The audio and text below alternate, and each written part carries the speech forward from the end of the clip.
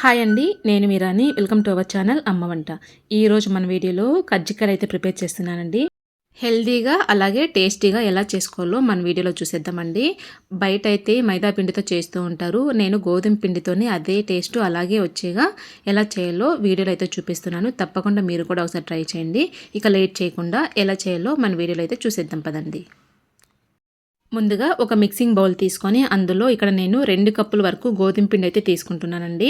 మీరు ఏదైనా సరే క్వాంటిటీ వైజ్ తీసుకుంటే కరెక్ట్గా తెలుస్తుంది. 2 కప్పులు గోధుమ పిండికి 1 కప్పు బొంబాయి రవ్వ అయితే తీసుకోవాలి. ఉప్మా రవ్వ ఉంటుంది కదా, అదైతే తీసుకోవాలండి. అలాగే చిటికెడు సాల్ట్, అలాగే 2 టేబుల్ స్పూన్స్ వరకు వేడి చేసుకున్న నెయ్యి అయితే వేసుకోవాలండి. వేడి చేసుకున్న నెయ్యి వలన చాలా క్రిస్పీగా వస్తాయి. నెయ్యి కొంచెం వేడిగా ఉంటుంది కదా, చూసుకుంటూ మిక్స్ చేసుకోవాలండి. మనము నెయ్యి ఈ రవ్వ అంతా కూడా బాగా మిక్స్ అయ్యే వరకు మిక్స్ చేసుకోవాలి. ఈ విధంగా ఉంట చేస్తే ఉంటలాగా వస్తే మనకి నెయ్యి కరెక్ట్గా సరిపోయిందని.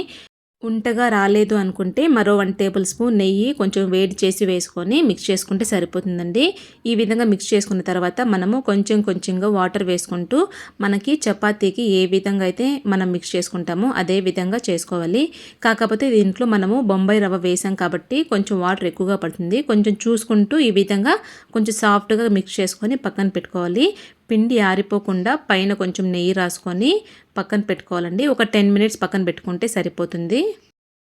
ఇప్పుడు మనము కజ్జికాయలు లోపల పెడతాం కదా, స్టఫింగ్ అయితే ప్రిపేర్ చేసుకుందామండి. ముందుగా స్టవ్ ఆన్ చేసుకొని ప్యాన్ పెట్టుకొని అందులో 2 టేబుల్ స్పూన్స్ వరకు నెయ్యి వేసుకొని ఈ విధంగా కరిగించుకున్న తర్వాత సన్నగా చాప్ చేసుకున్న బాదం పప్పు అయితే వేసుకోవాలండి. బాదం పప్పు కూడా వేసి లైట్గా ఫ్రై చేసుకున్న తర్వాత అందులోనే సన్నగా కట్ చేసుకున్న అలాగే జీడిపప్పు కూడా వేసుకోవాలి. ఇవి కూడా లైట్గా ఫ్రై చేసుకొని పక్కన పెట్టేసుకోవాలండి. మరి ఎక్కువగా ఫ్రై చేస్తే కొంచెం మాడిపోయినట్టు అయిపోతాయి. దోరగా ఫ్రై చేసుకుంటే సరిపోతుందండి. తర్వాత అదే ప్యాన్లో నేను ఇక్కడ ఎండు కొబ్బరి 1 కప్పు వరకు తీసుకుంటున్నాను. మీరు ఎండు కొబ్బరి పౌడర్ ఉన్నా కూడా తీసుకోవచ్చండి. నా దగ్గర కొబ్బరి ఉంది కాబట్టి చిన్న చిన్న పీసెస్గా కట్ చేసుకొని ఫ్రై చేసుకుంటున్నాను.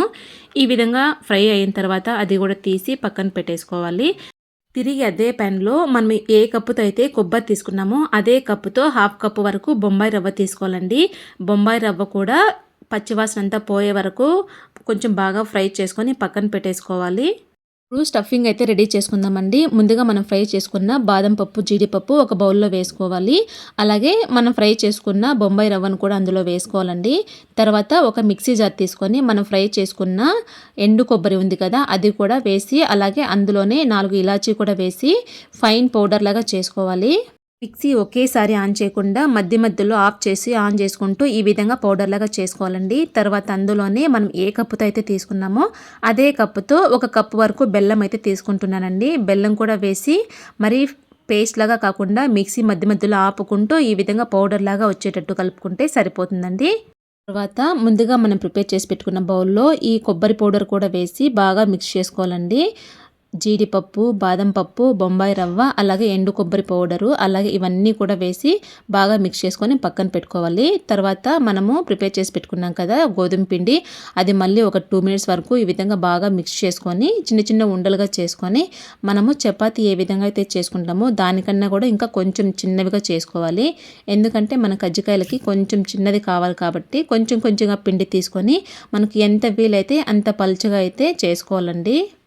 ఈ విధంగా పల్చగా చపాతీ చేసుకున్న తర్వాత కజ్జికాయల అచ్చులో ఈ చపాతీని పెట్టి మనం ముందుగా ప్రిపేర్ చేసుకున్న స్టఫింగ్ని కూడా 2 టేబుల్ స్పూన్స్ వరకు వేసుకోవాలండి. చుట్టూ అంచుల్లో పిండి విడిపోకుండా ఉండడానికి వాటర్లో మన వేలుని ఈ విధంగా తడుపుతూ చుట్టూ ఒకసారి అయితే వేసుకోవాలండి. ఈ విధంగా చేయడం వల్ల పిండి బయటకు రాకుండా మనం ప్రెస్ చేసినప్పుడు బాగా అంటుకుపోతుంది. తర్వాత క్లోజ్ చేసి ఎక్స్ట్రా పిండినంతా కూడా బయటకు తీసేసుకుంటే సరిపోతుందండి. కజ్జికాయల షేప్ అనేది మనకు కరెక్ట్గా వచ్చేస్తుంది. అలాగే మనకి కజ్జికాయల చెక్క లేదు అనుకున్నప్పుడు ఏ విధంగా చేసుకోవాలో అది కూడా అయితే చూపిస్తానండి. చూసారా, కజ్జికాయల షేప్ అనేది చాలా పర్ఫెక్ట్గా వచ్చిందండి. చివర్లో కొంచెం ఎక్స్ట్రాగా ఉంటుంది కాబట్టి పిండి కొంచెం కట్ చేసుకుంటే సరిపోతుంది. చూసారా, చాలా చక్కగా వచ్చింది కదా. ఇప్పుడు చెక్క లేకపోయినా కూడా ఏ విధంగా చేసుకోవాలో చూపిస్తున్నాను. ముందుగా మనము చపాతీ ఏ విధంగా అయితే చేసుకుంటామో అదే విధంగా చేసుకొని చుట్టూ మనము తడి చేసుకున్న చేత్తో ఈ విధంగా అయితే చుట్టూ చేసుకోవాలి. తర్వాత స్టఫింగ్ బయట రాకుండా ఈ విధంగా ప్రెస్ చేసుకుంటూ అంచుల్లో ఈ విధంగా ప్రెస్ చేస్తే సరిపోతుందండి. మనకి షేప్ కరెక్ట్గా రావడానికి చుట్టూ ఎక్స్ట్రా ఉండే పిండిని కత్తితో కట్ చేసుకుంటే సరిపోతుంది. తర్వాత ఒక ఫోర్క్ తీసుకొని చుట్టూ ఈ విధంగా లైన్స్ పెట్టేసామంటే మనకి కజ్జికాయల షేప్ అనేది కరెక్ట్‌గా వచ్చేస్తుందండి. చూసారా? ఈ విధంగా మనకి ఎన్ని కావాలంటే అన్ని కజ్జికాయలు అయితే ఈ విధంగా అయితే రెడీ చేసుకోవచ్చండి. కానీ ఈ విధంగా చేయడం కంటే అచ్చు తీసుకుంటే కొంచెం ఈజీగా తొందరగా అయిపోతుంది పని. ఇప్పుడు వీటిని డీప్ ఫ్రై అయితే చేద్దామండి. ముందుగా స్టవ్ పైన ఆయిల్ కొంచెం హీట్ ఎక్కిన తర్వాత మనం ముందుగా ప్రిపేర్ చేసుకున్న కజ్జికాయలన్నిటిని కూడా వేసుకోవాలి. కొంచెం పిండి వేసి ఆయిల్ హీట్ ఎక్కిందా లేదా అని చెక్ చేసుకొని తర్వాత అయితే కజ్జికాయలు అయితే వేసుకోవాలండి. కజ్జికాయలు వేసుకున్న తర్వాత మీడియం ఫ్లేమ్‌లోనే తిప్పుకుంటూ ఈ విధంగా 2 వైపులా ఈవెన్‌గా కాల్చుకోవాలండి. కొంచెం కలర్ చేంజ్ అయ్యి క్రిస్పీగా వచ్చిన తర్వాత పక్కకు తీసేసుకుంటే సరిపోతుందండి. ఎంతో టేస్టీగా ఉండే కజ్జికాయలు అయితే రెడీ అయిపోతాయి. మనం ప్రిపేర్ చేసుకున్న కజ్జికాయలన్నిటిని కూడా అదే విధంగా ఫ్రై చేసుకొని తీసేసుకుంటే సరిపోతుంది. చూసారు కదా, సూపర్ టేస్టీగా ఉండే కజ్జికాయలు అయితే రెడీ అయిపోయాయండి. తప్పకుండా మీరు కూడా ఒకసారి ట్రై చేసి ఎలా కుదిరిందో కామెంట్ చేయండి. ఇలాంటి మరిన్ని టేస్టీ అండ్ హెల్తీ రెసిపీస్ కోసం అమ్మ వంట ఛానల్ సబ్స్క్రైబ్ చేసుకోండి. Thank you for watching.